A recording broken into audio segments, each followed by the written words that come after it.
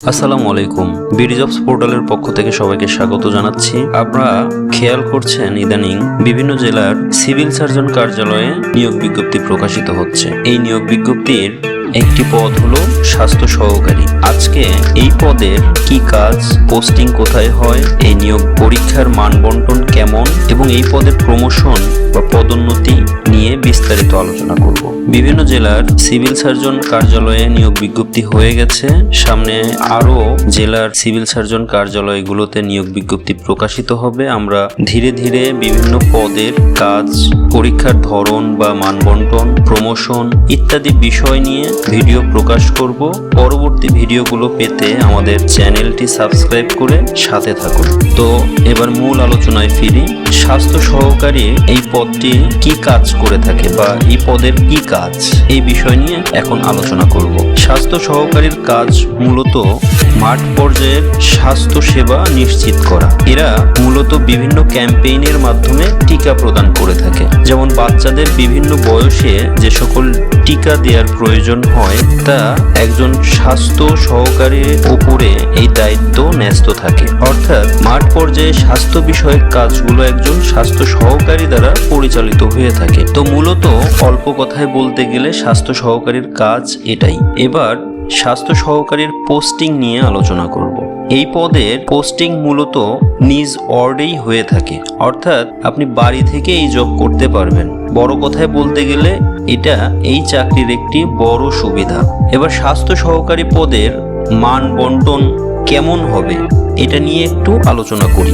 স্বাস্থ্য সহকারী পদের পরীক্ষা মূলত স্বাস্থ্য ও পরিবার কল্যাণ মন্ত্রণালয়ের নিয়োগ বিধি 2018 এর তফসিল 2 অনুযায়ী গৃহীত হবে। স্বাস্থ্য সহকারীর পদের পরীক্ষার মানবন্টন বলতে গেলে লিখিত পরীক্ষায় 80 মার্কস এবং মৌখিক পরীক্ষায় 20 মার্কস, মোট 100 মার্কের পরীক্ষা হবে।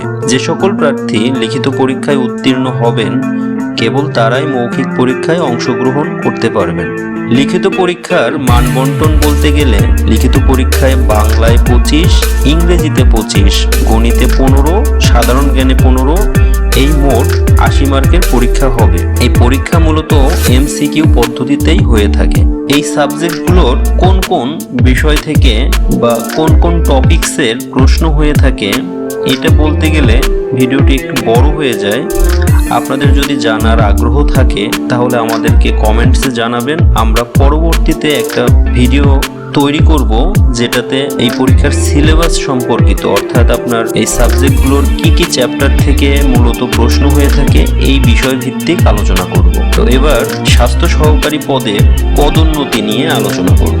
স্বাস্থ্য সহকারী পদটি মূলত শতভাগ সরাসরি নিয়োগের মাধ্যমে পূরণ হয়। এই পদে 3 বছর সন্তুষ্টজনকভাবে দায়িত্ব পালন করলে সহকারী স্বাস্থ্য পরিদর্শক পদে পদোন্নতি পাওয়ার যোগ্যতা অর্জন করবেন। এই পদটি মূলত 15তম গ্রেডের একটি পদ যা শতভাগ পদোন্নতির মাধ্যমে পূরণ হয়। আবার স্বাস্থ্য সহকারী স্বাস্থ্য পরিদর্শক পদে 3 বছর সন্তুষ্টজনকভাবে দায়িত্ব পালন করলে স্বাস্থ্য পরিদর্শক পদে পদোন্নতি পাওয়ার যোগ্যতা অর্জন করবেন। এই পদটি মূলত 14তম গ্রেডের একটি পদ যা শতভাগ পদোন্নতির মাধ্যমে নিয়োগ দেয়া হয় বা পূরণ হয়।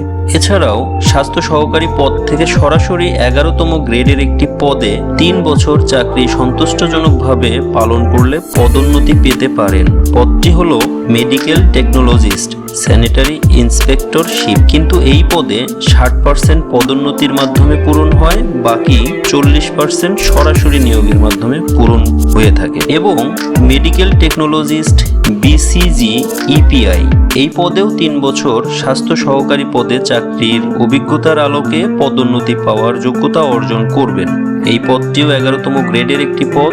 এই পদেও 60% পদোন্নতি এবং 40% সরাসরি নিয়োগের মাধ্যমে পূরণ হয়। এবার মেডিকেল টেকনোলজিস্ট স্যানিটারি